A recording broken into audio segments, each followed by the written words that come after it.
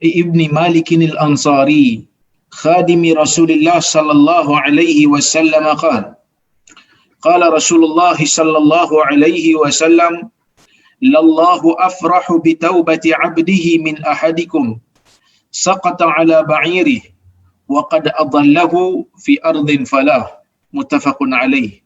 Wa fi riwayatin li Muslim lallahu ashaddu faraha bi taubati 'abdihi hina yatubu ilayhi min ahadikum kana 'ala rahilatihi bi ardin falah fanfalatat minhu wa 'alayha ta'amuhu wa sharabuhu فأيس منها فأتى شجرة فاتجع في ظلها وقد يئس من راحلته فبينما هو كذلك إذ هو بها قائمة عنده فأخذ بختامها ثم قال من شدة الفرح اللهم أنت عبدي وأنا ربك أخطأ من شدة الفرح. Baik. Tuan-tuan dan puan-puan yang dirahmati Allah, ini hadis ke-15 yang Imam Nawawi masukkan di dalam kitab Riyadhus Shalihin ini, dalam bab taubat ni. Jadi maksud dia daripada Abi Hamzah. Daripada Abi Hamzah, Anas ibni Malik al-Ansari. Anas bin Malik di antara sahabat Nabi SAW yang rapat dengan Nabi. Yang mana Anas bin Malik ni dikenali sebagai khadam Nabi. Anas ni membantu Nabi SAW menguruskan pakaian Nabi, menguruskan minuman Nabi dan seumpamanya. Jadi Anas ni waktu Nabi sampai ke Madinah, Anas berumur sekitar 10 tahun. Mak dia bernama Ummu Sulaim. Mak dia bernama Ummu Sulaim, yang mana Ummu Sulaim ni merupakan isteri kepada Malik bin Nadar. Malik bin Nadar ni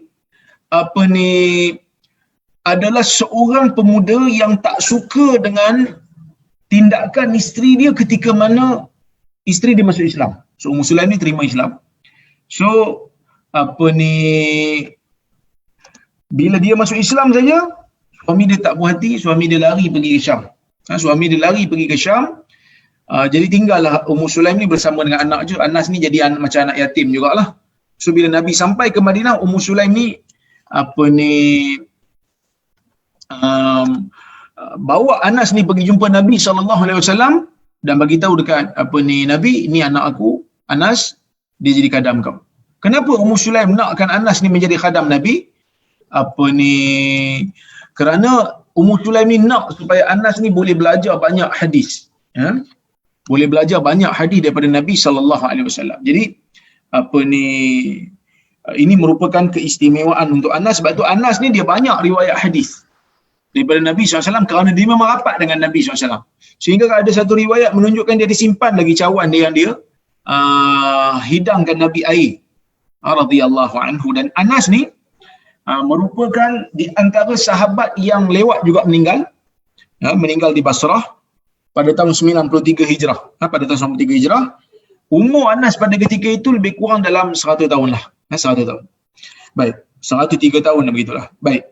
Tuan-tuan dan puan-puan yang dirahmati Allah, Anas ni dia kata Nabi SAW bersabda, sesungguhnya Allah lebih gembira dengan taubat hambanya daripada kegembiraan salah seorang daripada kamu yang menjumpai untanya sedangkan untanya tu pernah hilang di satu tanah lapang. Ini mungkin ada yang tak pernah faham apa maksudnya. Allah lebih gembira daripada kegembiraan salah seorang daripada kamu yang mana dia ni jumpa dia punya unta yang hilang di tengah-tengah padang pasir. Apa maksudnya? So sebab tu Imam Nawawi faham, kita kalau baca hadis ni, kita mungkin akan bertanya dan kita panggil tidak begitu memahami maksud hadis ni. So Imam Nawawi faham mungkin benda tu. So Imam Nawawi bawakan satu lagi riwayat yang lebih ringkas. Yang lebih terperinci. Yang dibawa yang sekarang ni kita baca ni ringkas.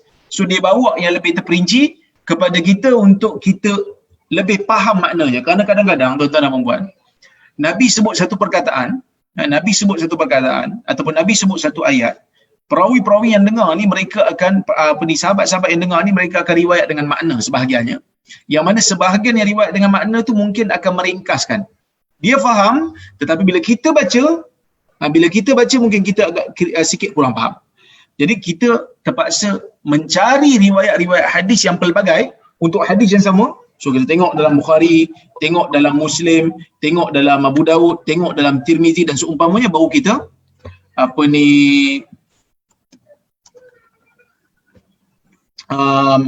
baru kita boleh dapat riwayat keseluruhan untuk hadis yang sama, baru kita akan dapat tahu. Okey. Dalam riwayat Muslim kata Imam Nawawi disebutkan Nabi SAW bersabda, "Lallahu ashaddu faraha bi taubati 'abdihi hina yatubu ilaih." Sesungguhnya Allah lebih gembira dengan taubat hamba-Nya dari ketika mana hamba tu bertaubat kepada Allah, daripada gembiranya salah seorang daripada kamu yang asalnya dia ni di atas unta dia di tengah-tengah padang pasir. So Nabi cerita dalam hadis ni tentang satu keadaan di mana manusia ni dia bawa unta dia tengah-tengah padang pasir. Kita semua tahulah padang pasir ni dia kering kontang, dia tak ada apa-apa makanan, tak ada apa-apa air, susah nak dapat air. Melainkan dekat oasis, dan kita pun tak tahu oasis kat mana. Tambah-tambah zaman tu di mana kita tak ada GPS, tak ada apa petunjuk, melainkan hanya petunjuk bintang di malam hari. So padang pasir ni tempat yang bahaya, tempat yang tidak ada makanan, tempat yang mana tidak ada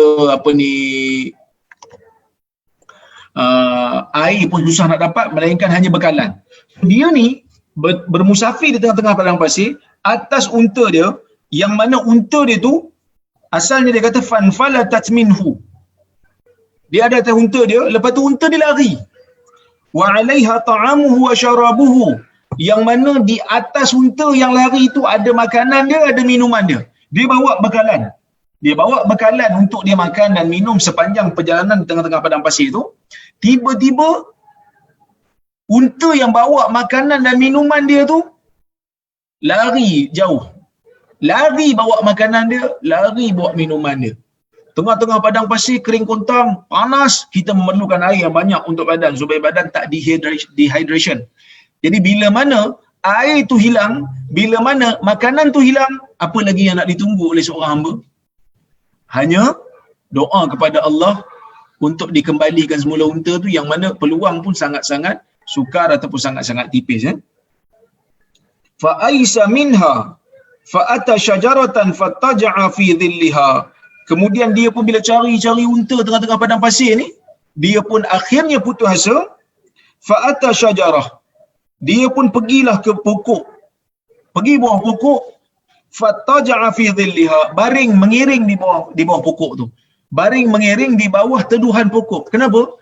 Mungkin kerana dia penat, mungkin juga dia berteduh di bawah pokok tu untuk mengurangkan hilangnya air di badan dia. Sebab padang pasir ni tuan-tuan dan puan memang panas sungguh, memang kering kontang, tak ada apa. Wa qad aisa min rahilati. Dia baring tu dalam keadaan dia dah putus asa dah. Dia dah putus asa dah daripada mencari ataupun daripada menjumpai unta dia. Kemudian Nabi kata, fa bainama huwa kadzalik, ketika mana dia berada dalam keadaan itu, iz huwa biha qa'imatan indah, tiba-tiba unta tu betul-betul berdiri sebelah dia. Betul-betul dia baring di bawah bayangan pokok tu dalam keadaan menunggu mati lah orang kata, dalam keadaan dah putus asa dah, putus harap lah orang kata. Tiba-tiba unta tu ada sebelah dia. Fa akhadha bi khitamiha, dan dia pun ambil tali unta tu. Dia ambil tali unta tu sambil dia berkata kerana terlalu gembira, Allahumma anta abdi wa ana rabbu. Wahai Tuhan, engkaulah hamba-Ku, akulah Tuhanmu. Nabi kata akhda'a min syiddatil farah. Dia tersilap cakap kerana dia terlalu gembira. Sepatutnya dia cakap wahai Tuhan, engkaulah Tuhanku dan aku hamba-Mu. Tapi dia gembira sangat sampai tersalah sebut. Dia kata wahai Tuhan, engkaulah hamba-Ku dan akulah Tuhanmu. Jadi tuan-tuan dan puan yang dirahmati Allah sekalian, hadis ni memberikan kita satu pengajaran penting tentang bagaimana Allah Subhanahu Wa Taala mempunyai sifat. Allah ni di dalam Al-Quran dan hadis mempunyai sifat yang tertentu. Ada waktu Allah Taala murka, ada waktu Allah Taala suka, ada waktu Allah Taala redha, ada waktu Allah Taala benci, ada waktu Allah Subhanahu Wa Taala inginkan memberi azab kepada kaum dia. Dalam hadis ni Nabi kata Allah ini lebih gembira daripada kegembiraan orang yang hilang unta lepas tu jumpa balik. Hilang unta macam nak mati dah, tiba-tiba boleh hidup balik. Usah kata hilang unta tengah-tengah padang pasir lah tuan-tuan. Kita ni katalah kalau ada orang di kalangan kita ni yang terkena COVID lah kita katakan.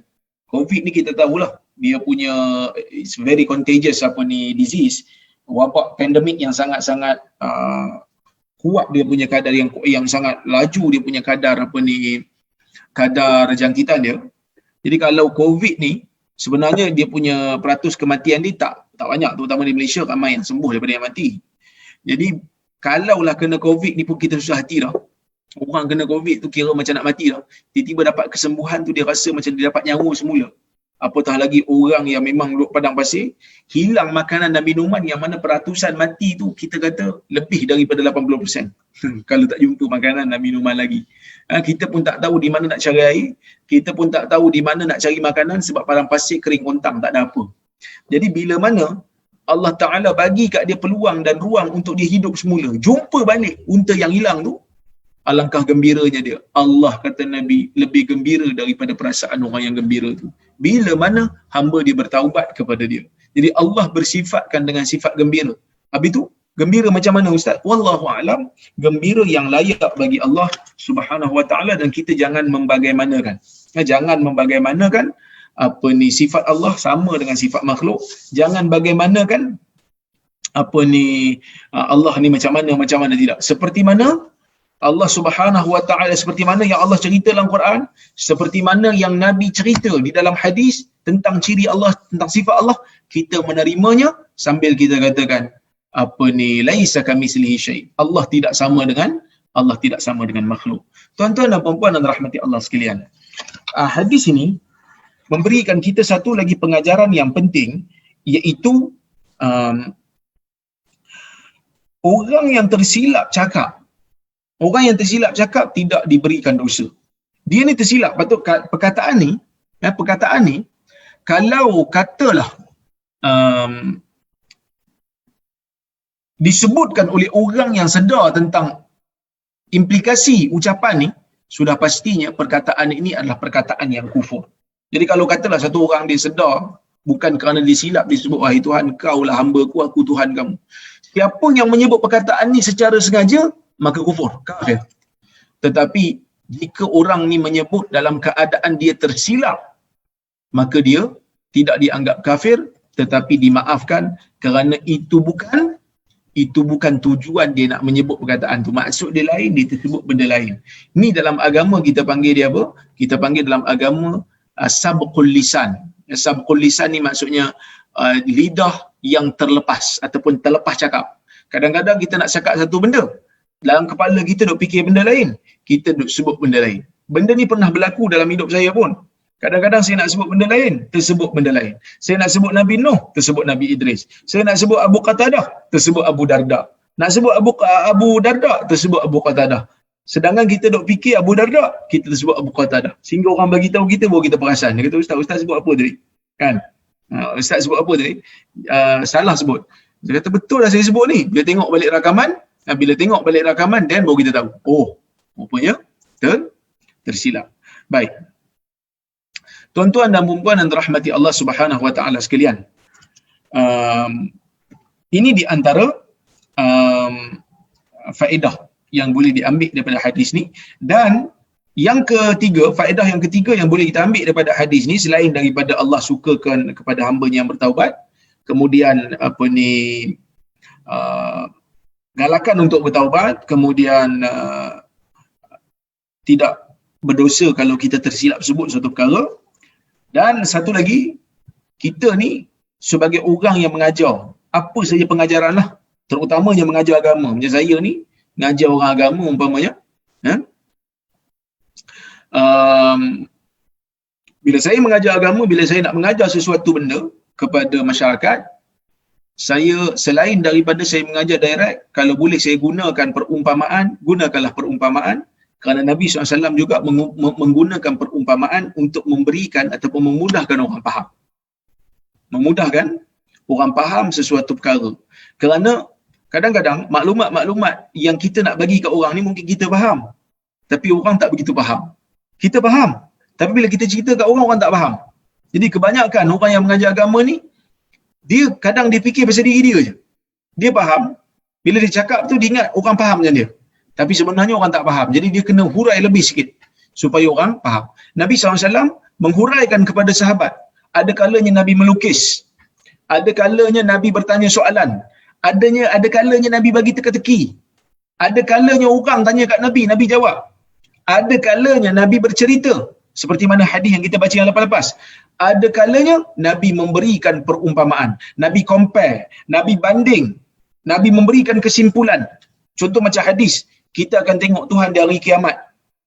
Nabi kata, innakum satarawna rabbakum yaumal qiyamati kama tarawna al-qamar lailatal badr wa la tudammuna fi ru'yatihi. Dalam hadis Bukhari, Nabi kata, sesungguhnya benar-benar kamu akan dapat melihat Tuhan kamu dari kiamat. Jadi Nabi nak beri perumpamaan. Mungkin orang tak faham, macam mana nak tengok Tuhan? Tuhan bukan ada tempat. Kalau tengok Tuhan, maksudnya Tuhan mengambil ruang. Kan? Orang tak dapat fikir. Nabi kata kamu akan dapat tengok. Macam mana kamu jangan fikir? Dapat tengok. Habis tu kalau semua bakat tengok, berebut-rebut lah kita. Nabi kata, seperti mana kamu tengok bulan purnama. Pada malam bulan purnama, malam bulan mengambang ni kamu tengok bulan. Kamu berebut tak tengok bulan? Kamu tak berebut tengok bulan. Semua orang dapat tengok. Orang Melbourne dapat tengok bulan yang sama. Orang Malaysia pun malam geram boleh tengok bulan yang sama. Tak ada berebut. Tak ada kata saya nak tengok bulan malam ni, yang lain semua jangan tengok. Kalau hampa semua tengok, saya tak dapat tengok. No, tak ada orang buat perangai gila macam tu. Tak ada orang buat perangai yang tak cerdik macam tu. Semua pakat dapat tengok kerana kedudukan bulan yang sangat tinggi. Semua orang tak berebut. Awak ada mata, awak boleh tengok. Saya punya mata, saya boleh tengok. Maka Nabi kata, macam mana kamu tengok bulan pada malam bulan purnama jelas dan tidak berebut, begitu jugalah kamu melihat Allah Azza wa Jal. Bukan nak samakan Allah dengan makhluk tu. Bukan nak samakan Allah dengan bulan. Nak samakan macam mana kita nampak jelas bulan tanpa berebut, begitu juga kita nampak jelas Allah Ta'ala tanpa kita berebut. Semua pakat dapat tengok. Macam mana tengok tu, tak tahu. Wallahu alam, tunggu dalam syurga nanti Allah Ta'ala akan bagi nikmat yang terbesar tu kepada orang yang beriman, orang yang masuk ke dalam syurga Allah nanti, insya-Allah. So Nabi memberikan perumpamaan yang banyak.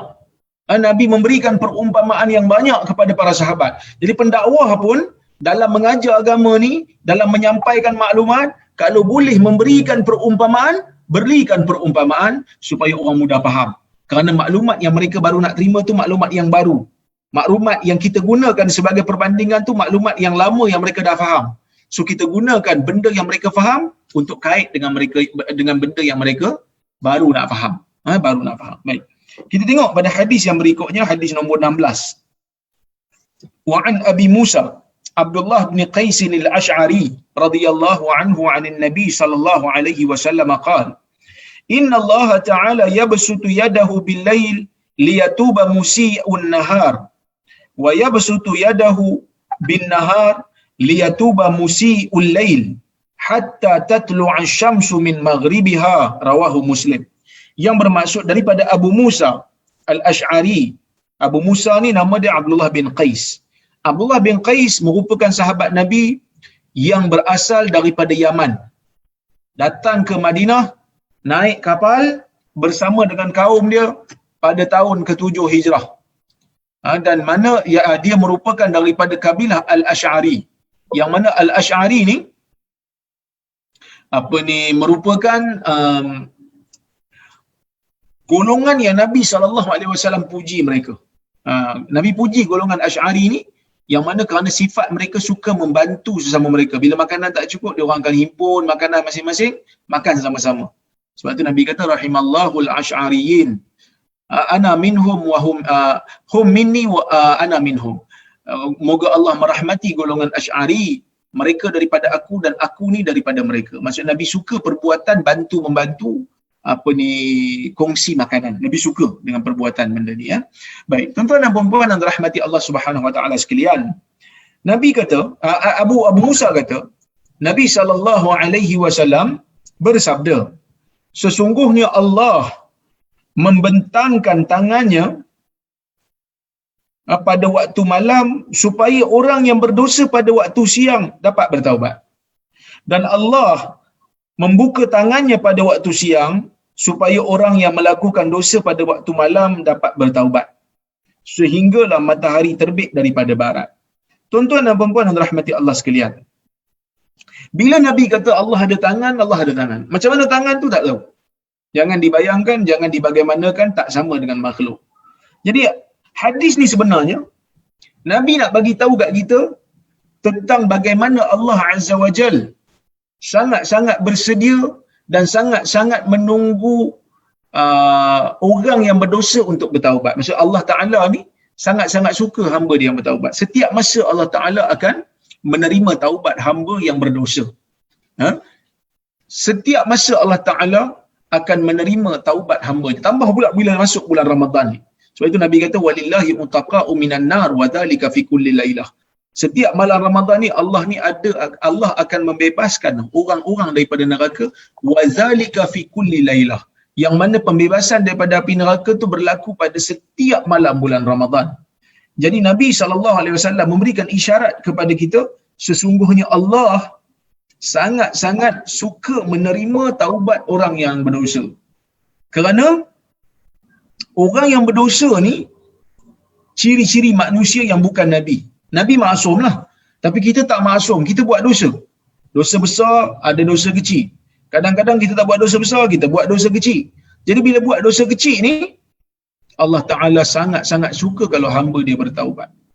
Kalau dosa besar pun sama, Allah Ta'ala suka hamba dia yang bertaubat. Jadi kita bertaubat. Kalau kita buat dosa pada waktu malam, kita taubat esok pagi. Kalau kita buat dosa pada waktu siang, jangan tunggu esok malam taubat dah.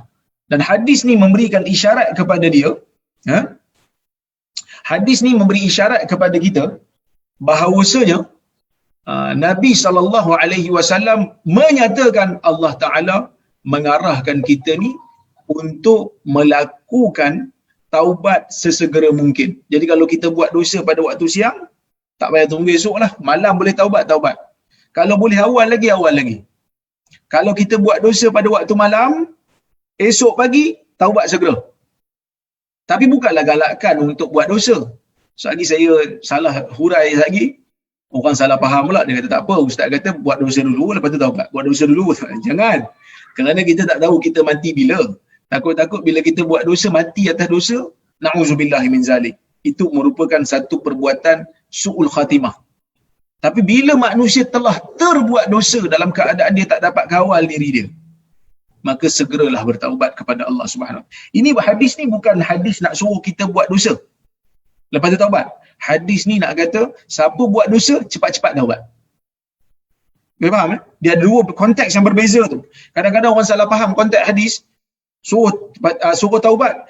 Nabi cerita dalam sebuah hadis riwayat Bukhari, ada seorang perempuan jahat jadi pelacur, bagi anjing minum dan Allah Ta'ala ampunkan dia. Jangan kita faham, Nabi sebenarnya suruh kita jadi pelacur, lepas tu kita bagi anjing minum je lah untuk dapat pengampunan. No. Itu bukan konteks hadis tu. Konteks hadis tu nak bagi tahu Allah Ta'ala tetap menerima taubat orang yang berdosa besar selagi mana dia melakukan perkara yang baik, selagi mana dia bertaubat, Allah Ta'ala ampun. Kalau dia yang buat dosa besar pun Allah Ta'ala ampun, kenapa tidak kamu yang tak buat dosa besar? Pastinya Allah Ta'ala akan menerimanya jika cukup syarat dan rukunnya. Maka itu maksud hadis tu, bukan nak suruh kita buat dosa lepas tu taubat. No, bukan macam tu. Bukan nak galakkan dosa, no. Tetapi nak galakkan taubat setelah berdosa. Maka dalam hadis ni Nabi SAW memberikan galakan, memberikan penekanan kepada orang yang telah melakukan dosa untuk bertaubat segera mungkin. Dan Nabi bagi tahu Allah Ta'ala sentiasa bersedia menerima taubat hambanya. Siapa yang buat dosa pada waktu siang, malam dia taubat, Allah Ta'ala terima kalau taubatnya cukup syarat. Siapa yang buat dosa pada waktu malam, esok pagi dia taubat, Allah Ta'ala terima dan Allah Ta'ala bersedia menerima taubat hamba-Nya yang bertaubat dengan sebenar-benar taubat. Hatta tatlu'a syamsu min maghribiha, sehinggalah apabila matahari terbit daripada barat. Bila matahari terbit daripada barat saja tuan-tuan, pintu taubat telah pun tertutup. Kenapa pintu taubat telah tertutup? Bila matahari naik daripada barat saja, ia menjadi bukti bahawasanya Islam agama yang benar apabila dalam ayat Quran dan juga di dalam hadis Nabi sallallahu alaihi wasallam terlalu banyak ayat Quran yang bercerita dan hadis yang bercerita satu hari nanti matahari akan terbit daripada barat. Matahari akan terbit daripada barat. Jadi apabila orang tengok apa yang berlaku pada waktu tu sama seperti mana yang disebutkan di dalam Al-Quran dan hadis, maka orang mula nak terima Islam, orang mula nak jadi baik. Orang Islam yang jahat pun akan mula berfikir pada waktu tu taubat telah pun ditutup, maka tidak ada lagi ruang untuk orang bertaubat. Taubat sebelum daripada tu. Maka sebab itu tuan-tuan dan puan-puan yang dirahmati Allah Subhanahu wa taala, kita kena bersegera melakukan taubat dengan segera supaya kita taubat kita diterima, supaya taubat kita diterima. Baik, tuan-tuan dan puan-puan yang dirahmati Allah Subhanahu wa taala sekalian, kita tengok pada hadis yang berikutnya, iaitu hadis Abu Hurairah radhiyallahu anhu, qala Rasulullah sallallahu alaihi wasallam, man taba qabla an tatlu'a asy-syamsu min maghribiha taballahu alaihi. Kata Abu Hurairah daripada Nabi sallallahu alaihi wasallam, Nabi sallallahu alaihi wasallam bersabda, sesiapa yang bertaubat sebelum daripada matahari terbit daripada barat, maka Allah Ta'ala akan menerima taubatnya. Maksudnya kalaulah kata seseorang tu dia banyak dosa, kemudian dia bertaubat sebelum daripada matahari naik, dan pada waktu tu Allah Ta'ala akan terima jika cukup syarat. Tapi jika dia bertaubat setelah dia nampak matahari terbit daripada barat, maka pada waktu tu tidak diterima lagi. Tidak diterima lagi. Jadi pintu taubat telah pun ditutup. Sesiapa yang tidak beriman sebelum daripada itu,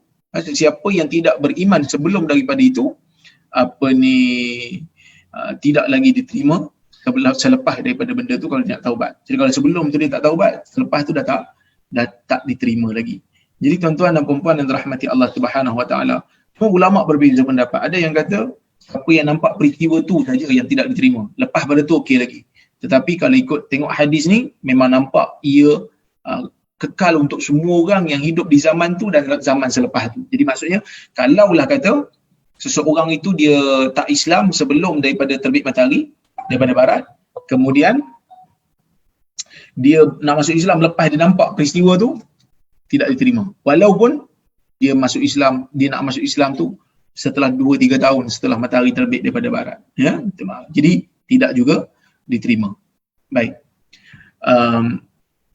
Tuan-tuan dan puan-puan yang dirahmati Allah sekalian, kita tengok pada hadis yang berikutnya. Wa an Abi Abdurrahman Abdullah bin Umar radhiyallahu anhuma anna Nabi sallallahu alaihi wasallam, inna Allah azza wa jalla yaqbalu taubatal 'abdi ma lam yugharghir. Maksudnya daripada Abi Abdurrahman Abdullah bin Umar bin Al-Khattab radhiyallahu anhuma. Ni sahabat Nabi yang nama Abdullah bin Umar.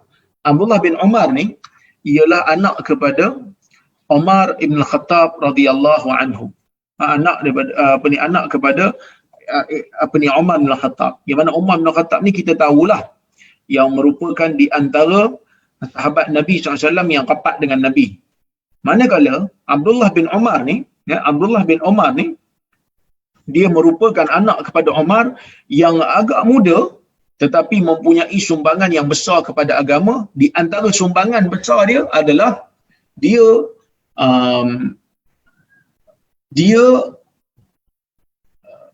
meriwayatkan hadis yang banyak dan kuat mengamalkan sunnah Nabi sallallahu alaihi wasallam. So ni Abdullah bin Umar. Kan dulu saya pernah cerita satu kisah Mujahid ikut dia bermusafir, tiba-tiba sampai satu tempat dia melencong sikit, dia konar sikit. Sedangkan tidak ada ruang untuk dia konar pun, tak ada sebab untuk dia konar. Tapi bila dia konar tu, sahabat anak murid dia terkejut lah. Anak murid dia terkejut. Jadi anak murid tanya, lima fa'alta dhalik? Kenapa dia konar tu? Dia kata, dulu aku tengok Nabi lalu kat sini. Dulu aku tengok Nabi lalu kat sini.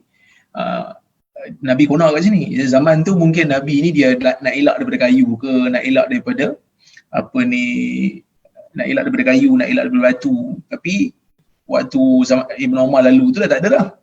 Jadi dia konar juga kerana dia nak mengikut Nabi SAW dalam setiap perkara yang dia mampu ikut. Dan Ibn Umar ni merupakan di antara sahabat Nabi yang soleh, yang sangat berhati-hati dalam ibadat, sehingga kan dia kata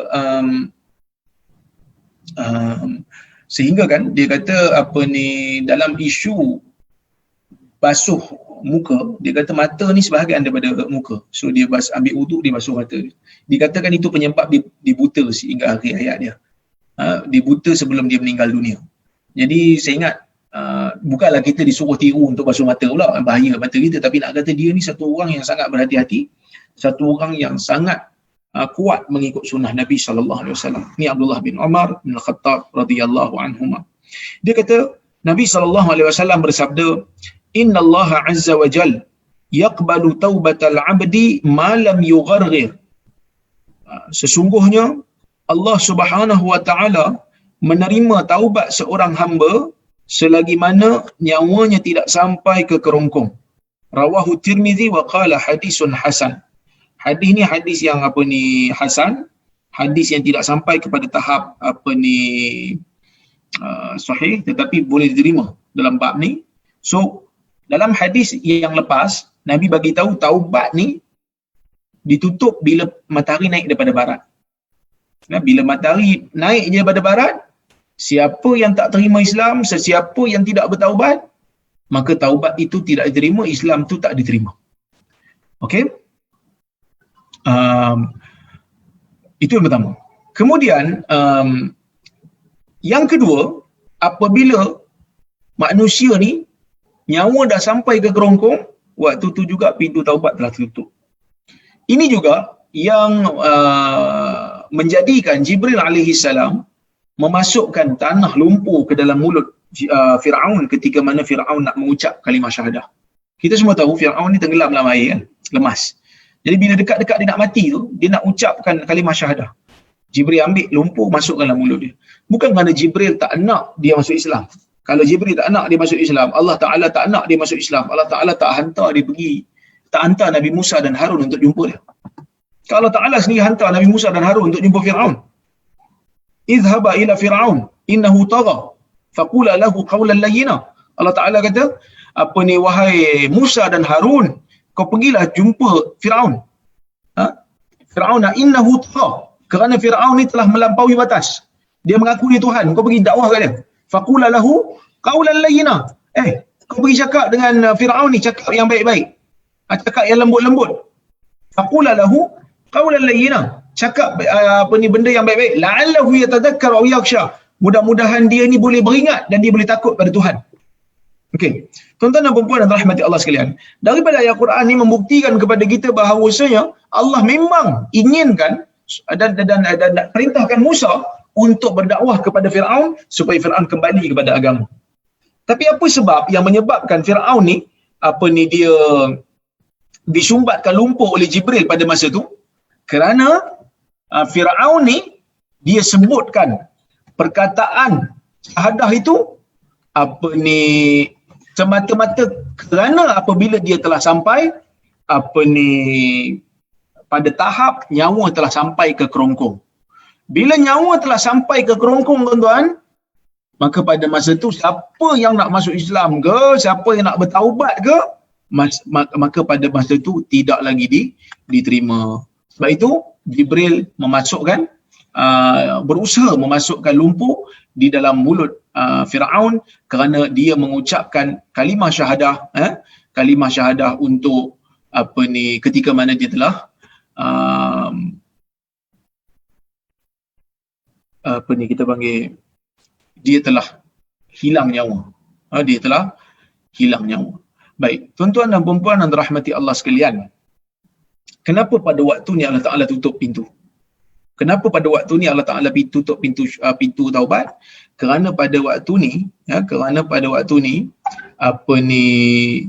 orang yang nak meninggal ni mungkin pada masa ni dia dah betul-betul tidak ada kepentingan, maka dia nak beriman. Sedangkan sebelum tu dah diberi peluang tapi dia tak mau. Ataupun mungkin pada waktu ni dia dah nampak dah tempat dia dekat neraka. Mungkin. Maka dia tak boleh terima benda ni.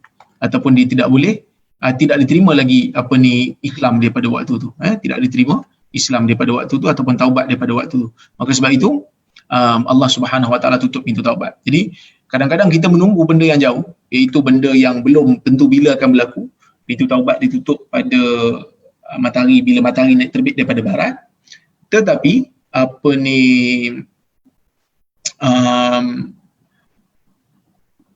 kita kadang-kadang terlupa bahawasanya mungkin pintu taubat itu ditutup sebelum daripada matahari terbit pada barat lagi, iaitu apabila nyawa kita dah sampai ke kerongkong. Ghargharah ni masuk ghargharah. Ghargharah ni bunyi nafas yang dah nazak waktu nak keluar. Okey. Maka tuan-tuan dan puan-puan, kita perlu takut dua-dua peristiwa ni. Mungkin salah satunya lebih dekat daripada yang lain. Mungkin kita rasa macam alah jauh lagi kot. Matahari nak terbit pada barat jauh lagi kan. Mungkin kita rasa jauh lagi. Tapi ada yang lebih dekat daripada itu. Apa dia? Mungkin nyawa kita Allah Ta'ala akan ambil bila-bila masa saja. Jadi kita kena bersedia, kita kena berhati-hati supaya kita tak ditipu oleh syaitan dan iblis yang ditipu oleh syaitan iblis yang menyebabkan kita ditipu oleh menangguhkan usaha untuk kita bertaubat kepada Allah Subhanahu Wa Taala. Jadi tuan-tuan dan puan-puan yang dirahmati Allah sekalian, hadis-hadis yang kita bacakan ini merupakan petunjuk bahawasanya Allah Subhanahu Wa Taala sangat suka kepada hamba-Nya yang bertaubat kepadanya. Baik.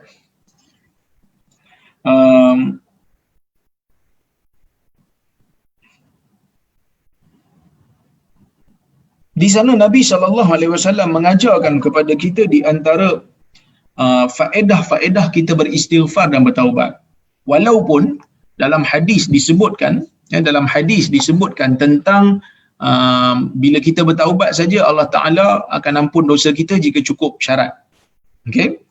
Jadi apa lagi faedah lain yang kita boleh dapat dan capai apabila kita bertaubat? Kita tak nafi siapa-siapa yang bertaubat Allah Ta'ala akan berikan keampunan.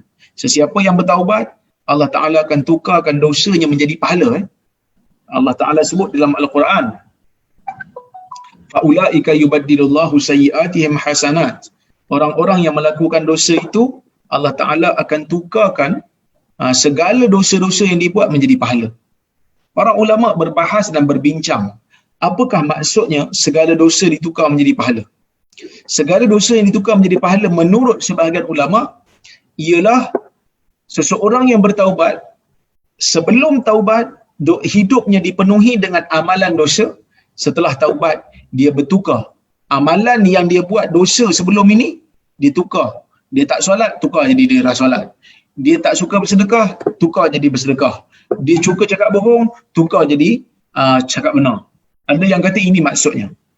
Tetapi ada juga para ulama yang mengatakan bahawasanya bila Allah menukarkan dosa menjadi pahala tu maksudnya betul-betul kantung dosa itu tukar jadi pahala.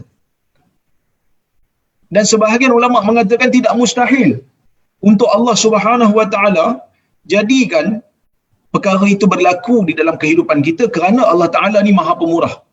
Jika Islam boleh mengampunkan dosa orang kafir yang belum Islam, kenapa tidak taubat boleh mengampunkan dosa orang yang sebelum bertaubat? Ini merupakan satu jaminan dan kita panggil promosi daripada agama untuk orang yang berdosa kembali kepada agama. Katalah satu orang tu dia tak solat bertahun-tahun, berpuluh tahun ataupun dia buat dosa berpuluh tahun. dosa dia buat. 30 tahun, 40 tahun dia berdosa. Jadi bayangkan tuan-tuan dan puan-puan, kalaulah kata dosa dia tu tak terampun dengan taubat ataupun dosanya masih kekal dengan taubat. Katalah umur dia, waktu dia nak taubat tu umur dia 80 tahun. Katalah dosanya tu tak ditukar kepada pahala ataupun dosanya tu kekal macam tu, dia nak mati dah umur 80 tahun dah. Nak meninggal dah umur 80 tahun. Adakah ruang untuk dia lawan semula ataupun dapatkan semula ataupun banyakkan amal ibadat dia supaya dimasukkan ke dalam kantung pahala dia, sedangkan dosa dia buat berpuluh-puluh tahun, sedangkan mungkin umur dia hanya 1-2 tahun je lagi. Maka sebab itu ruang bertaubat ni Allah Ta'ala bagikan promosi kepada hamba. Kamu taubat kepada aku, semua dosa yang kamu buat sebelum ni aku tukar jadi pahala. Kalau kamu masuk Islam saja, semua amalan yang kamu buat sebelum ni aku tukar jadi pahala. Itu sebagai promosi untuk orang kembali kepada agama. Itu merupakan satu promosi, satu galakan supaya orang menjadi tertarik untuk bertaubat, tertarik untuk masuk Islam, supaya mereka tak putus asa. Jadi tuan-tuan dan puan-puan yang dirahmati Allah, saya kira tafsiran ini tidak jauh daripada logik dan tidak jauh daripada realiti. Kerana dalam hadis Nabi SAW juga menyebutkan al-Islamu yajubbu ma qablahu. Islam menggugurkan dosa yang dibuat sebelum daripada Islam. Kalau Islam juga menggugur, kalau dengan seorang kafir buat benda salah, buat benda dosa, syirik sebelum daripada dia masuk Islam pun, bila dia masuk Islam terampun, tukar jadi pahala, apatah lagi kalau orang yang bertaubat yang memang dia telah ada iman sebelum daripada tu. Sebelum taubat tu dia ada iman. Jadi menunjukkan rahmat Allah sangat besar kepada orang yang melakukan taubat ni. Jadi bila taubat saja Allah Ta'ala tukar jadi pahala. Semua dosa-dosa yang kita buat tu tukar jadi pahala. Cuma mungkin ada satu persoalan. Persoalan yang orang tanya saya bila saya sebut macam tu, sebenarnya bukan saya sebut, Allah Ta'ala yang sebut. Saya pun tak tahu tentang benda ni melainkan hanya apabila Allah Ta'ala bagi tahu. Allah Ta'ala kata faulaika yubaddilullahu sayyiatihim hasanat. Mereka-mereka itulah. Siapa dia mereka-mereka itu? Mereka-mereka itulah orang yang Allah Ta'ala gantikan. Orang yang Allah Ta'ala gantikan semua dosa-dosa mereka menjadi pahala. Ganti ya. Allah Ta'ala tukar. Allah Ta'ala tukarkan semua dosa-dosa mereka menjadi pahala. Okey, siapa golongan ni? Allah Ta'ala kata orang-orang yang bertaubat. Orang-orang yang bertaubat. Baik. Tuan-tuan dan puan-puan yang dirahmati Allah sekalian, bila Allah Ta'ala kata dia tukarlah. Dia tukar jadi pahala. Allah Ta'ala kata illa man taba wa amana wa amila amalan salihan fa ulaika yubaddilullahu sayyiatihim hasanat. Kecuali orang-orang yang bertaubat, beriman dan beramal saleh, mereka itulah orang-orang yang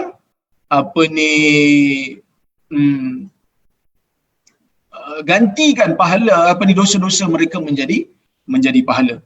Tuan-tuan dan puan-puan yang dirahmati Allah Subhanahu wa taala sekalian, bila Allah Taala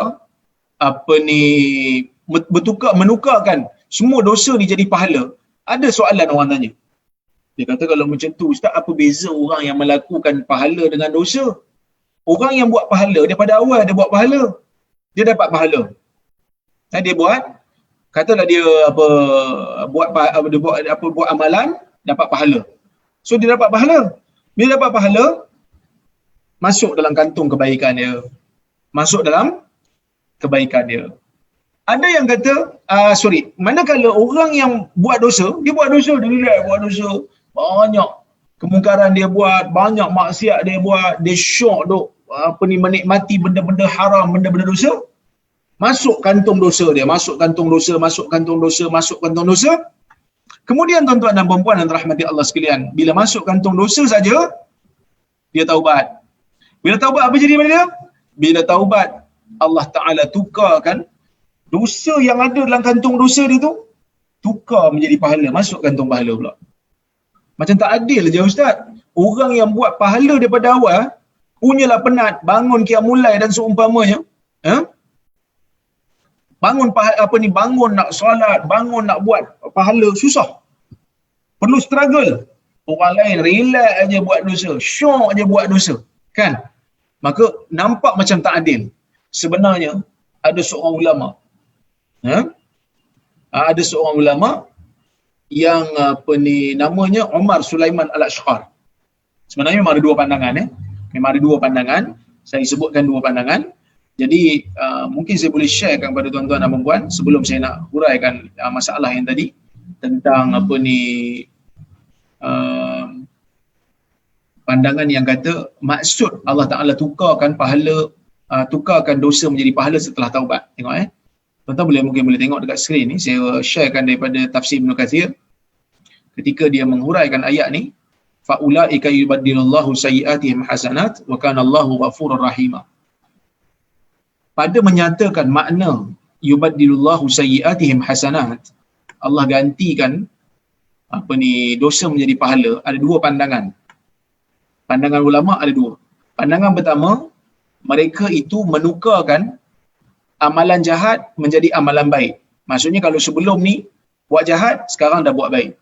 Ini adalah pendapat yang dinukilkan daripada Ibnu Abbas. Okey. Ini pendapat yang pertama. Pendapat yang kedua, okey, anna tilka sayyi'at al-madiyah tanqalibu bi nafsi taubah nasuh al-hasanat. Dosa-dosa yang dilakukan sebelum daripada taubat, dengan taubat saja terus ditukar menjadi pahala. Terus ditukar dosa yang dibuat, bukannya amalannya yang tukar. Dosa tu ditukar jadi pahala. Okey. Maka dia kata fayanqalib wa ma dzalika illa li annahu kullama tadhakkar ma madha nadima wastarja' wastaghfar. Tidak berlaku perkara ini melainkan dia orang yang bertaubat ni, selagi mana dia teringat dosa yang pernah dia buat, dia akan menyesal dan dia akan mengucapkan innalillahi wa inna ilaihi raji'un, dan dia akan beristighfar.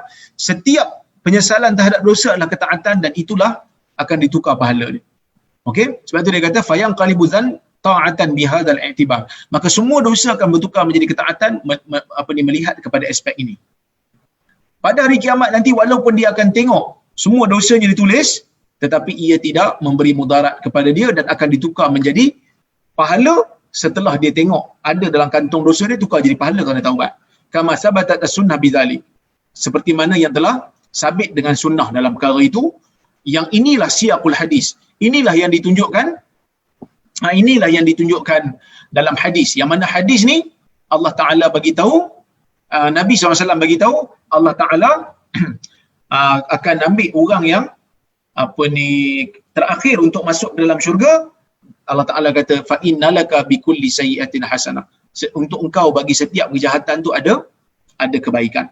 Allah Ta'ala gantikan dia. So, mungkin ada yang bertanya, macam tak adil lah Ustaz. Macam tak adil lah Ustaz.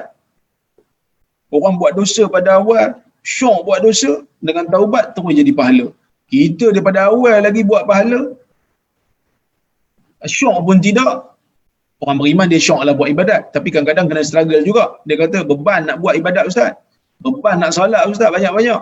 Dia syok je buat benda-benda, minum arak, main judi, relax-relax, taubat terus tukar jadi pahala. Kita apa? Tuan-tuan, Dr. Umar Sulaiman Al-Ashqar menyebutkan satu benda yang saya agak tertarik, dan tafsiran ini tepat sebenarnya. Dia kata mana nak sama orang yang buat dosa dengan taubat, dosa tukar jadi pahala, tak akan sama dengan orang yang buat pahala daripada awal. Kenapa tak sama? Kita dah baca hadis sebelum ni. Orang yang buat pahala, berapa kali ganda dia punya gandaan pahala yang Tuhan bagi untuk satu amalan? At least 10 kali ganda. Siapa yang buat satu pahala, Tuhan bagi at least 10 kali ganda. Boleh jadi 700, boleh jadi lebih lagi. Jadi satu kebaikan, gandaan dia banyak. Orang yang buat dosa, dosa tak berganda, dosa satu. Satu dosa akan diberi, satu maksiat akan diberi satu dosa. Jadi kalau dia taubat daripada dosa dia, yang tu saya yang tukar, satu je tukar jadi. Kalau katalah dia ada satu dosa, dia taubat dengan satu dosa ni, so benda yang tak berganda tu saja yang ditukar jadi pahala. Sebaliknya orang yang buat dosa, orang yang buat pahala daripada awal, pahalanya akan berganda-ganda. Jadi ada beza di antara orang yang ditukar dosa menjadi pahala dengan orang yang buat pahala daripada awal. Tak akan sama. Kerana Allah Subhanahu Wa Taala ini Maha Adil, Allah sekali-kali tidak akan mensia-siakan amalan orang yang beramal untuknya. Jadi bila mana kita beramal, amalan kita tu akan digandakan berlipat-lipat kali ganda. Jadi tuan-tuan dan puan-puan rahmati Allah, ni merupakan faedah yang pertama, iaitu Allah Ta'ala akan ampunkan dosa, tukar dosa menjadi pahala dengan taubat nasuha. Kemudian Allah juga akan menjauhkan kita daripada azab. Jadi kalau orang tu dia bertaubat, Allah Ta'ala tak turunkan azab kepada kaum tersebut. Dalam Al-Quran Allah Subhanahu wa Ta'ala kata, "Wa ma kana Allahu mu'adzibahum wa hum yastaghfirun." Sesekali Allah Subhanahu wa Ta'ala tidak akan mengazab orang-orang sesuatu kaum selagi mana kaum tersebut melakukan istighfar. Okey, selagi mana orang mukmin dalam tu beristighfar, Allah Taala tidak akan mengazab mereka ataupun menurunkan bala kepada mereka. Jadi sebab itu kalau kita dalam bila kena bencana, bila kena musibah seperti COVID ini, kita kena banyak istighfar kepada Allah. Moga-moga Allah Taala angkat cepat bala bencana yang Allah Taala bagi pada kita. Kerana Allah tidak akan memberi bala bencana kepada orang-orang yang sentiasa beristighfar kepada Dia.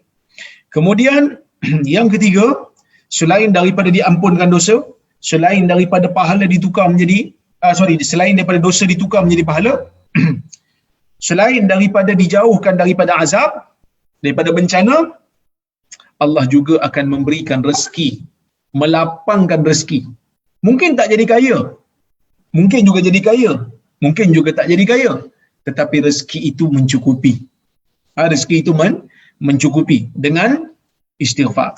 Allah Subhanahu wa Ta'ala merakamkan di dalam Al-Quran dialog Nabi Nuh bersama dengan kaum dia, yang mana kaum Nabi Nuh alaihi salam kita tahu merupakan di antara kaum yang pertama, kaum yang pertama yang syirik di atas muka bumi ni, yang mana sebelum tu tak ada lagi agama syirik.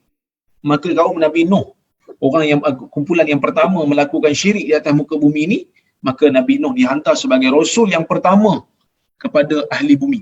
Mungkin ada orang yang kata, kenapa dia rasul pertama, Ustaz? Sebelum ni bukan ada Adam ke? Adam pun rasul juga. Menurut pendapat sebahagian ulama, Adam adalah nabi, manakala Nuh adalah rasul yang pertama. Adam nabi yang pertama. Adam tidak diutus kepada orang kafir. Adam diutus kepada orang-orang yang mukmin. Kerana masa zaman Nabi Adam tak ada lagi orang yang melakukan syirik. Maka sebab itu dalam hadis Nabi SAW, Nabi mengatakan nanti di hari kiamat kita akan berjumpa dengan nabi-nabi. Antaranya kita akan jumpa Adam untuk minta supaya Adam ni minta syafaat kepada Tuhan. Minta syafaat kepada Tuhan. Jadi bila kita minta syafaat kepada Nabi Adam kata, ni hadis ni dalam Bukhari. Nabi Adam kata, "I'tu Nuhan." Kamu pergilah jumpa dengan Nuh. Kenapa jumpa dengan Nuh? Fa innahu awwal rasulin ba'athahu Allahu ila ahli al-ard. Pergi jumpa dengan Nabi Nuh. Ya. Kerana dialah rasul yang pertama yang Allah Taala hantar kepada orang bumi. So kita kena betulkan pemahaman kita sebelum ni. Kita ingat Adam adalah rasul pertama, Adam nabi pertama, manakala Nuh adalah rasul yang pertama. Kenapa Nuh rasul pertama? Kerana rasul ni menurut pendapat yang saya pegang, pendapat yang rajih yang saya peganglah, saya kaji setakat ni, rasul dengan nabi ni ada beza. Walaupun kedua-duanya diberikan wahyu, tetapi rasul Allah Taala hantar kepada orang kafir untuk berdakwah supaya mereka kembali kepada iman, manakala nabi ialah orang yang lelaki yang Allah Taala hantar kepada kaum yang beriman. Wallahu a'lam. Walaupun saya tahu ada khilaf dalam masalah ni, banyak khilaf. Ada yang kata rasul ada kitab, nabi tak ada kitab. Pendapat ni kurang tepat. Ada yang kata rasul ada syariat, nabi tak ada syariat baru, ikut syariat rasul sebelum dia. Dia pun pendapat kurang tepat. Tetapi pendapat yang tepat, rasul ialah lelaki yang Allah Taala berikan wahyu dan hantar kepada kaum yang telah kafir untuk mereka kembali kepada agama. Manakala nabi ialah lelaki yang Allah Taala beri wahyu untuk berdakwah kepada orang yang sedia muslim, ataupun mengajar agama kepada orang yang memang mukmin, untuk bagaimana nak beribadat, tata cara dan seumpamanya. So Nabi Nuh alaihi salam yang merupakan nabi sebagai yang merupakan rasul pertama yang Allah Taala hantar kepada kaum dia, Nabi Nuh sendiri bagi tahu tentang faedah istighfar. Nabi Nuh kata faqultu astaghfiru rabbakum innahu kana ghaffara yursilis samaa 'alaikum midrara wa yumdidukum bi amwal wa banin wa yaj'al lakum jannatin wa yaj'al lakum anhara. Aku mengatakan, iaitu Nabi Nuh kata, istaghfiru rabbakum, mintalah istighfar kepada Tuhanmu, minta ampun kepada Tuhanmu, kerana Tuhanmu itu Maha Pengampun. Yursilis samaa 'alaikum midrara, Tuhan akan hantar kepada kamu hujan yang tidak putus-putus, hujan yang turun bila kita memerlukan. Okey? Yursilis samaa 'alaikum midrara, bagi hujan, tak bagi kemarau yang merosakkan tumbuhan. Wa yumdidukum bi amwal, dengan istighfar itu Tuhan akan bagi harta, wa banin, dan anak-anak. Kalau siapa tak ada anak, susah nak dapat anak, kesempitan rezeki, banyakkan istighfar. Wa yaj'al lakum jannatin wa yaj'al lakum anhara, Tuhan akan jadikan kebun-kebun kamu subur untuk kamu. Wa yaj'al lakum anhara, dan Tuhan akan berikan sungai-sungai yang mengalir, yang tidak kering untuk kamu. Jadi tuan-tuan dan puan-puan yang dirahmati Allah sekalian, istighfar ini kita kena selalukan. Taubat ini kita kena budayakan dalam hidup. Buat dosa taubat, buat dosa istighfar. Bila nak istighfar Ustaz? Istighfar di antara tempat yang mudah untuk kita buat ialah sewaktu lepas salat. Astaghfirullahalazim, astaghfirullahalazim, astaghfirullahalazim, ataupun astaghfirullahalazim alladzi la ilaha illa huwal hayyul qayyum wa atubu ilaih 3 kali. Kemudian sebelum memberi salam tu, kita juga boleh membaca istighfar. Sebelum bagi salam tu, kita baca istighfar. Allahumma inni zalamtu zulman katsira wa la yaghfiru dzunuba illa ant faghfirli maghfiratan min indik warhamni innaka antal ghafurur rahim. Baik. Maksudnya kita baca dalam solat, Allahumma inni zalamtu nafsi zulman katsira. Dalam Sahih Bukhari, ya. Hadis ni dalam Sahih Bukhari, boleh baca sebelum bagi salam. Lepas baca tasyahud tu, sebelum bagi salam baca doa. Allahumma inni zalamtu nafsi zulman katsira. Wahai Tuhan, aku telah menzalimi diri aku dengan kezaliman yang banyak. Wala yaghfiru dzunuba illa ant. Tidak ada sesiapa yang boleh mengampunkan dosa melainkan kamu, wahai Tuhan. Faghfirli maghfiratan min indik. Wahai Tuhan, ampunkanlah aku dengan pengampunan daripada zatmu, wahai Tuhan. Warhamni, sayangilah aku, innaka antat tawwabur rahim. Kerana engkau sesungguhnya menerima, kerana engkau sesungguhnya maha pemaaf, maha penerima taubat, dan juga maha pengasih. Jadi ini di antara doa-doa yang istighfar yang Nabi ajar. Boleh juga selain daripada itu Sayyidul Istighfar yang tuan-tuan biasa baca pada waktu pagi dan petang tu, ya. Sayyidul Istighfar. Jadi saya rasa cukuplah sekadar tu untuk hari ni. Jadi saya tengok kalau ada soalan ke, kalau siapa-siapa nak tegur saya ke, ada silap di mana-mana, saya akan beritahu. Adakah surah Al-Mulk dibaca sebelum tidur untuk melindungi daripada azab kubur? Hadis ni ulama berbeza pendapat tentang statusnya. Ada yang kata sanad dia terputus, ada yang kata sanad dia sahih. Saya dalam isu ni saya tidak begitu keras, boleh baca kerana ia termasuk dalam fadail amal. Ya. Baik. Ustaz, kalau tak baca doa iftitah pun boleh tak? Boleh. Kerana doa iftitah ni bukanlah wajib, ia sunnah. Jadi kalau baca dapat pahala, tak baca tak dapat apa-apa. Jadi bacalah elok, ya. Saya ada pembantu dari Indonesia. Adakah saya bertanggungjawab atas bayaran zakat fitrah untuknya? Kalau dia ni dah balik, dia kena bayar untuk diri dia sendiri, terutama bila dia ada gaji. Kalau kita nak bayar untuk dia pun boleh, tapi kita kena bagi tahu dia untuk dapat keizinan dia, kerana zakat fitrah ni ibadat yang perlu niat. So dia kena tahulah. Sebab kita tak jaga tak jaga dia punya nafkah. Kita tak wajib bayar nafkah dia, so dia kena bayar sendiri. Kalau kita nak bayarkan, kena bagi tahu kat dia. Selepas solat fardu, sebelum solat rawatib, boleh tak kita buat urusan lain sebenarnya? Boleh, tak ada masalah. Selagi mana waktu tidak keluar, kita boleh buat solat rawatib.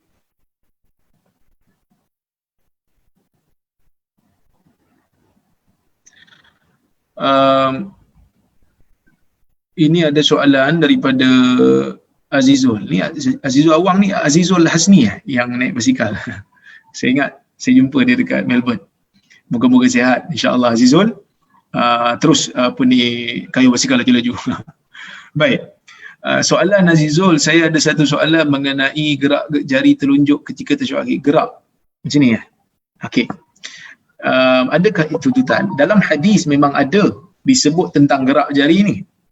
Dalam beberapa riwayat Wa'il bin Hujur, sebahagian anak murid dia menyebutkan Nabi ni yuharrikuha yad'u biha, Nabi menggerakkan jarinya sambil berdoa dengannya. Maka sebab itu mazhab Maliki dia kata goyang. Cuma mazhab Maliki ada khilaf sikit. Ada yang kata goyang macam ni ke atas bawah, ada yang kata kiri kanan. Mazhab Maliki pakai. Manakala majoriti ulama tak pakai. Mereka kata tak digerakkan jari itu. Kerana apa? Kerana lafaz yang menggerakkan jari itu hanya datang daripada perawi yang tidak begitu kuat ingatan dia berbanding perawi kuat yang lain. So dia hanya seorang-seorang. Zaidah bin Qudamah ni dia okey, tapi dia tak sekuat perawi-perawi yang lain. Bila dia meriwayatkan daripada jalur Wa'il bin Hujur tu, maka sebab itu kalau saya lah, secara peribadinya saya cenderung kepada pendapat majoriti ulama tidak digerakkan, hanya statik saja begitu. So sama ada kita letak macam ni tangan kita, ataupun kita begini ataupun begini. So tiga-tiga itu menepati sunnah, insya-Allah.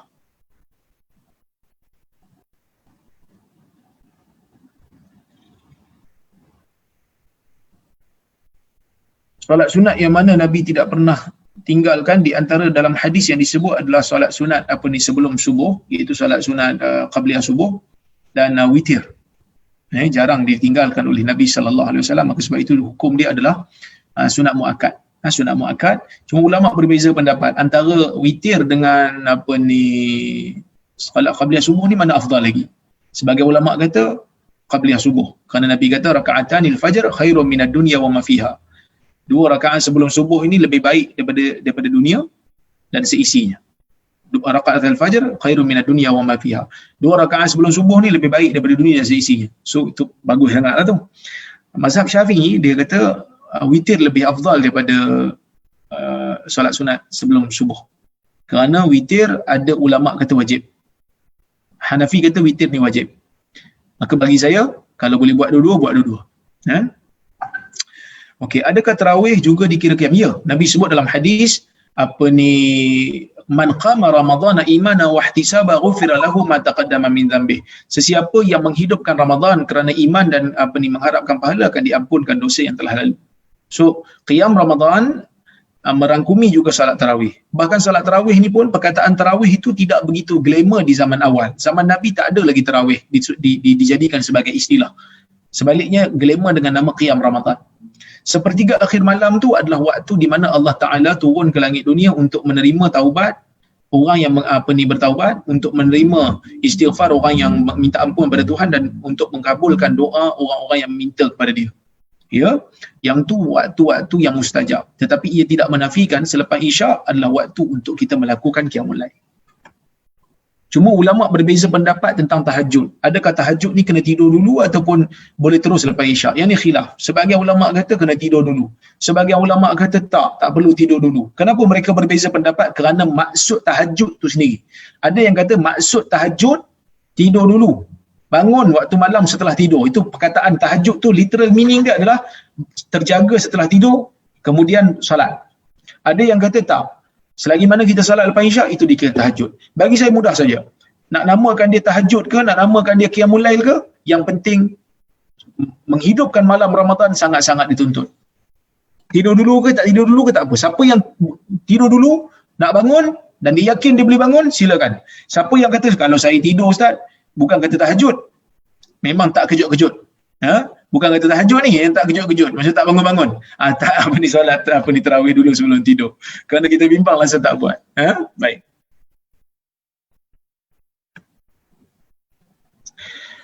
Waalaikumsalam. Soalan saya hari ini, bolehkah kita membaca doa-doa dari Quran di dalam sujud akhir solat kita? Sebab ada pendapat mengatakan tidak dibenarkan membaca ayat Al-Quran semasa bersujud. Soalan kedua, bolehkah kita menukar atau menambah pada doa-doa dari Al-Quran ketika membacanya dalam solat ataupun di luar solat? Ya. Baik. Ya, tuan-tuan. Ada call pula, dia bising sikit. Okey. Memang dalam hadis Ali bin Abi Talib, Nabi SAW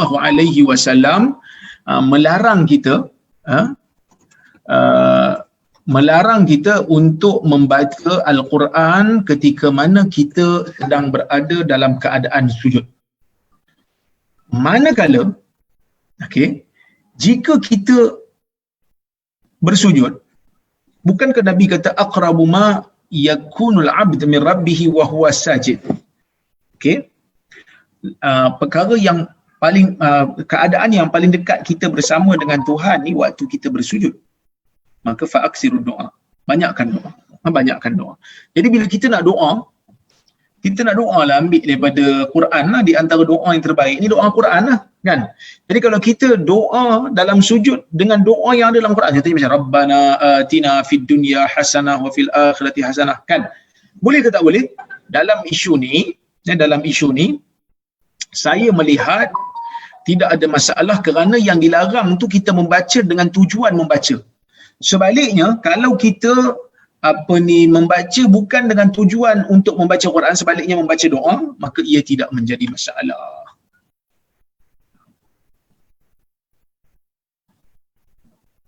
Assalamualaikum warahmatullahi wabarakatuh. Ada yang mengatakan bahawa kita tidak boleh sebut astagfirullahalazim, cuma boleh sebut astagfirullah. Tidak ada masalah. Astagfirullah pun okey, astagfirullahalazim pun okey. Kerana al-azim tu pun nama Allah juga, yang Maha Agung. Tidak ada masalah. Kerana dia bab doa. Dia tidak begitu rigid. Bab doa ni kita boleh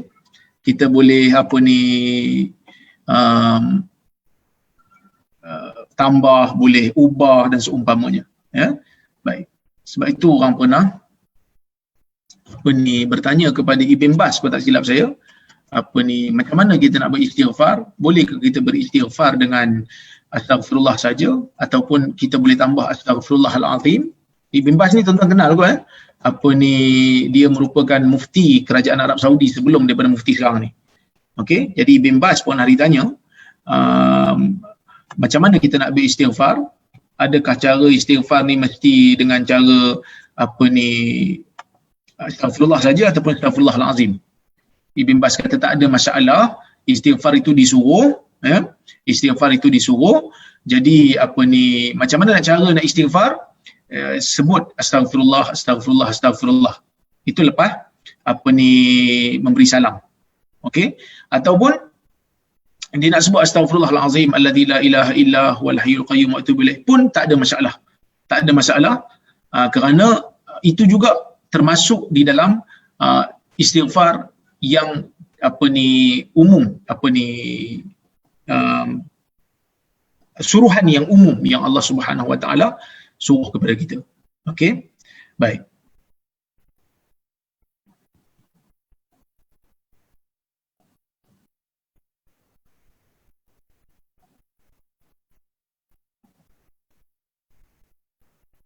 Okey, sekejap ya.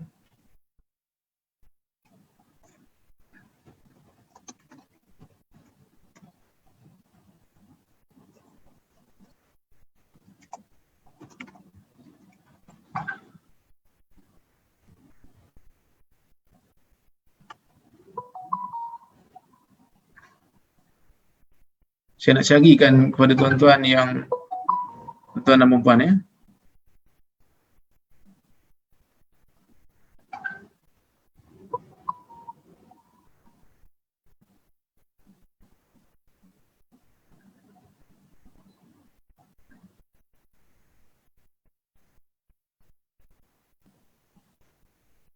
Saya tak jumpa, tak apa, nanti kalau saya jumpa saya beritahu.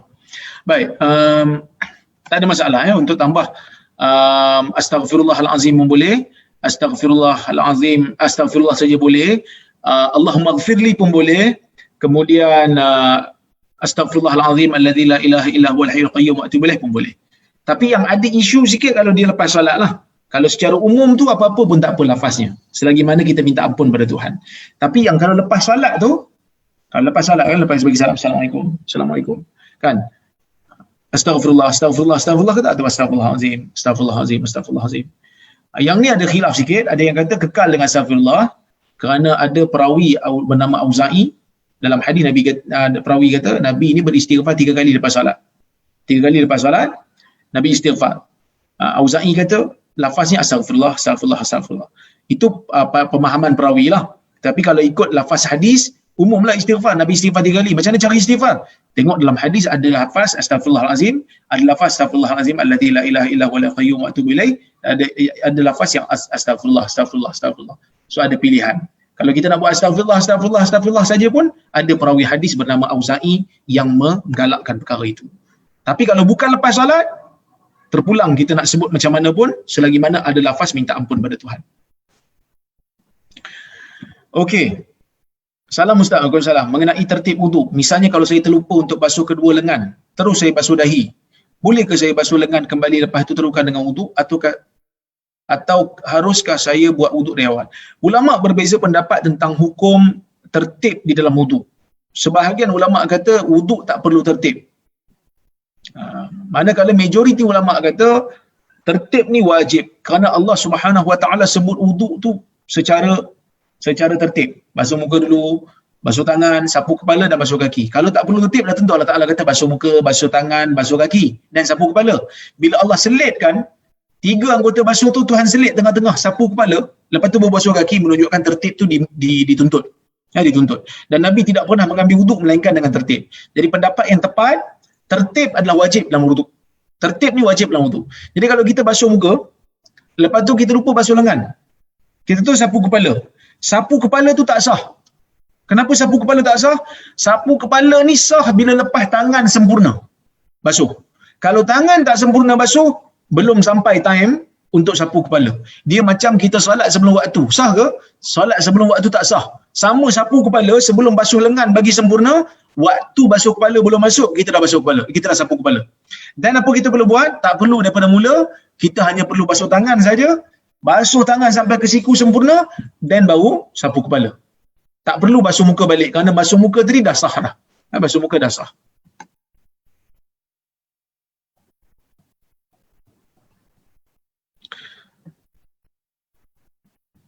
Salat sunat hadiah.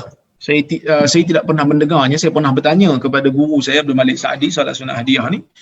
Dia mengatakan tidak ada salat sunat hadiah ni. Kita doalah kepada orang yang meninggal dunia tu ya.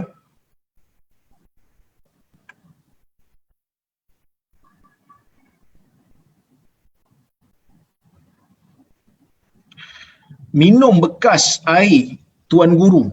Saya ada terjumpa klip video budaya ini di YouTube baru-baru ini. Rasanya di Yaman. Dalam isu ni tuan-tuan, minum bekas minum guru, minum lebihan minum guru ni semua ni, dia termasuk kalau dia minum tu sengaja minum kerana dia tak nak membazir dan seumpamanya, tak apa. Katalah saya tengok anak saya minum tak habis, saya ambil air tu saya minum. Tu tak ada masalah. Kerana air liur orang mukmin ni tak najis. Innal mu'min la yanjus. Orang mukmin tak najis. Tapi dia ada satu bab lagi. Minum kerana menganggap ia ada berkat. Minum lebihan orang saleh kerana menganggap ada berkat. Dalam isu ni ada 2 pendapat.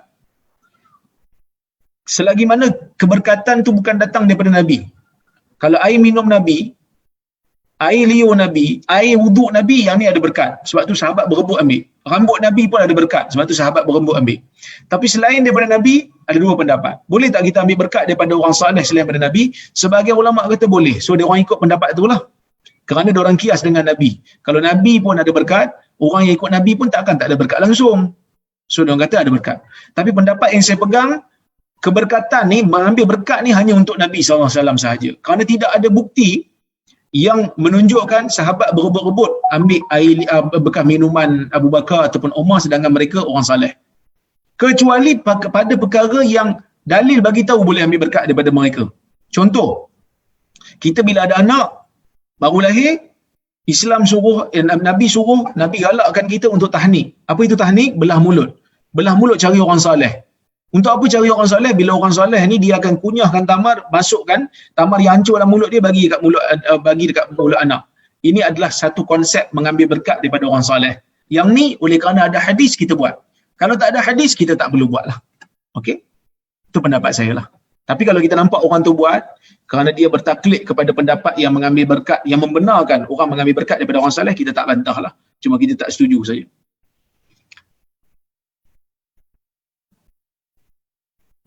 Waalaikumsalam. Untuk zakat harta, adakah kita perlu untuk memberinya dengan tangan kita sendiri atau boleh memberinya kepada badan-badan zakat? Dia ada 2 pilihan.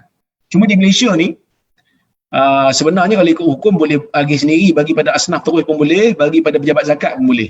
Cuma di Malaysia ni dia paksa untuk bagi pada pejabat zakat. Ada undang-undang. Jadi saya tak boleh kempen untuk bagi sendiri. Undang-undang kata kena bayar dekat kerajaan.